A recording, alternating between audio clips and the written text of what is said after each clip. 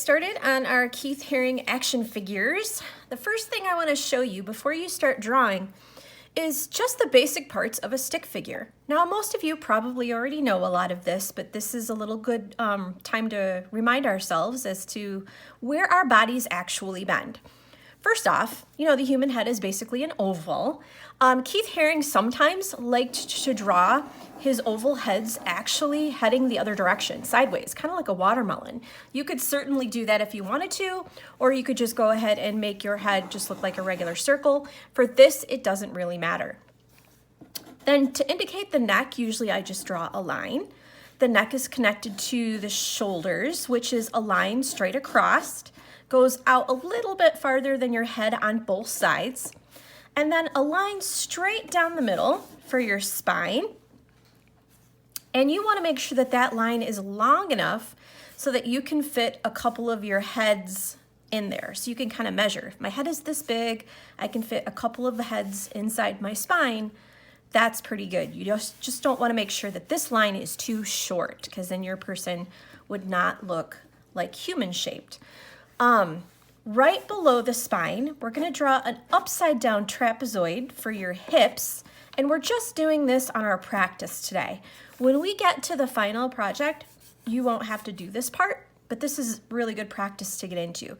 So I draw a line straight across that is the same length as my shoulders, 2 diagonal lines down, and a shorter line on the bottom for the hips, and then the legs are about the same distance on top and the bottom. The same thing with the arms. So however long you make the top of the leg, you need to make the bottom of the leg the same distance. These dots indicate where our body bends. So I've got top of the leg, dot, dot, bottom of the leg for our knees. And then I just use oval shapes for our feet. You could use oval shapes, you can use rectangle shapes, whatever you find easiest, because we don't need any detail. Same thing with the arms. You want to make sure the arms are the same length. You got the top part of your arms, your elbows, and the bottom part of your arms in your hands. Now, the reason why you need to know this is because you need to know how to bend your body, how your body moves. Like if I wanted to wave hi to a friend, where do I bend my arm? I bend my arm at the elbow with my arm facing up. So I need to know, yes, my arm goes down first, but then it comes back up when I'm waving hi to somebody. Oval for my hand. So moving forward, I want you to turn your picture sideways for practice today. This is called horizontal. The reason why we're doing it sideways is because I want you to draw 3 figures side by side. And by far, the easiest way to do this is if you draw them all at the same time. You just have to trust me on that. It's a little bit easier just by starting your picture, drawing 3 heads that are a little bit closer to the top of your paper. You don't want your heads to be way up here because you want to leave room for your arms if your arms are going to go up at all.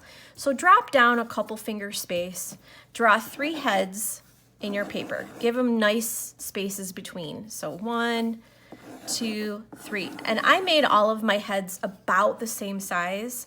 They're about the size of a quarter. So you can trace a quarter, you can draw a circle, it can be an oval, it doesn't really matter, just so it's about that size.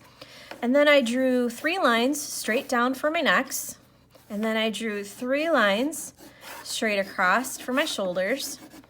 I drew these all together. It's just easier to do it that way. So you can get them all the same size. 3 lines straight down for my spine. 3 lines straight across for my hips.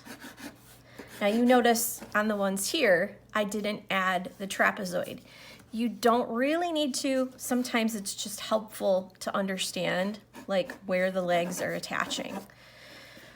And then of course I went back and I started to think about, okay, what is each figure doing? Do I want my legs to be straight? If this guy is just kind of standing there, then yes, this leg's gonna be straight down, this leg's gonna be straight down. I have to have the knees and then the bottom part of the legs. And then your feet should be pretty close to the bottom of your paper. Then with the arms, because I don't want my figure just standing there, we're trying to do figures in motion, I was thinking of different motions I wanted to try. So this person is kind of like giving a high five.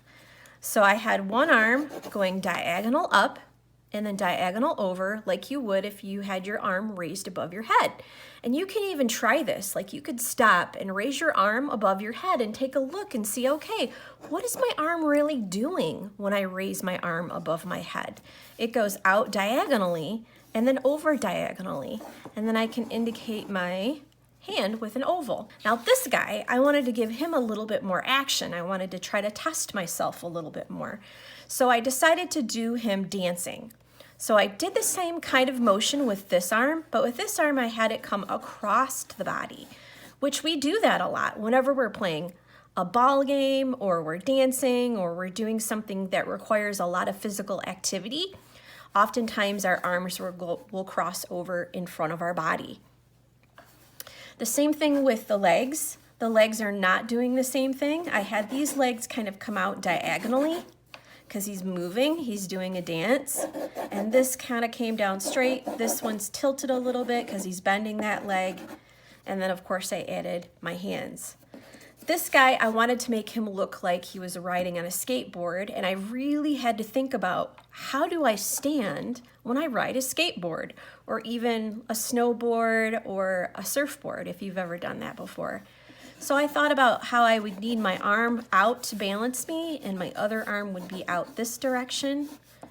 And then my leg, front leg, in front of me on the skateboard would be facing out, but then my rear leg would be facing the other direction, kind of towards me this way. Now, after you get 3 figures in 3 different positions that you like, that you think look good, then you can move on to the next step. If you do 3 of these and you don't like any of them, today is practice. Just turn your paper over and try 3 different ones on the back side. You want to be able to practice today because this is where you're teaching your brain, how do I draw a human figure that looks like it's moving? So you have to have those arms and those legs bending in different positions. Now, Keith Haring loved to do just all sorts of crazy kind of human motions. His were really exaggerated. So I drew one on this page to kind of look like a Keith Haring person. Because he had so much practice as a graffiti artist, he would do this over and over again. He got really good at drawing the human body in a way that wasn't very realistic. It doesn't look like a real human body, but it still looks really, really cool. So I did my head oval for my head kind of sideways, and then I curved my spine instead of drawing it straight. My hips are there, but you can't really see them. I have my knee going straight up, and then leg coming down with the foot. This leg is bent like that. So this isn't necessarily a human movement that we would normally ever do unless we were like jumping high in the air. And that's kind of how Keith Haring did things. He wanted things to look very, very exaggerated. So you can do a human movement with your figure that isn't necessarily something that you would do in normal everyday life. Like if you wanted to make your figure look like it was doing a big old back bend or some type of gymnastics move, you could totally do that. This is your chance to kind of express that on your paper and practice. Like if I could do really awesome splits in the air, what would that look like? So then after you practice that, you're gonna go back and then practice trying to make it look like a Keith Haring figure. And the way that we do this is we kind of turn all of these lines into shapes. There's a couple of different ways you can do it. One way is to take your pencil and just draw like literally a bubble that's encasing your whole figure. Like if this were a magical bubble that could go around your whole person and protect him from the outside world, you have to go around every side with your line to make your bubble go all the way around him like that. That's one way to do it. Now right now he kind of looks like an alien. That's okay, because we're gonna do more to it later. That's one way to do it. Another way to do it, which I showed the younger kids, I think this is pretty good too, is if you just thicken your lines up like this. This is if, like, you try the bubble way and you say, ugh, I don't really understand how to do that, or that's too hard. You can try it this way by turning each one of your stick lines into thicker lines so they look more like blocks or rectangles, and then coloring in the body like it's a big rectangle. Because you know, in real life, people are made out of shapes, not sticks. And this lesson will actually help teach you how to draw people. That's why we're practicing, so that we can draw people lots of different ways, not just standing straight up and down. So you can see how I easily just filled that character in all the way. And so he looks very similar to that one, all a little bit different. So you can try those two different ways and see which one works better for you.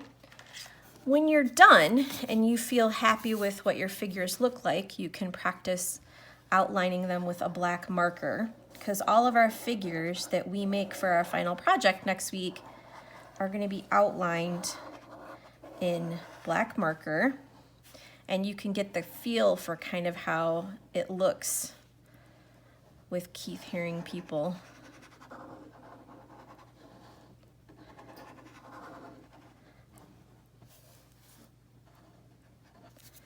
How they look like humans, but they don't look exactly like humans. Kind of like if a human were made out of wire and jello and they could bend in all kinds of different ways.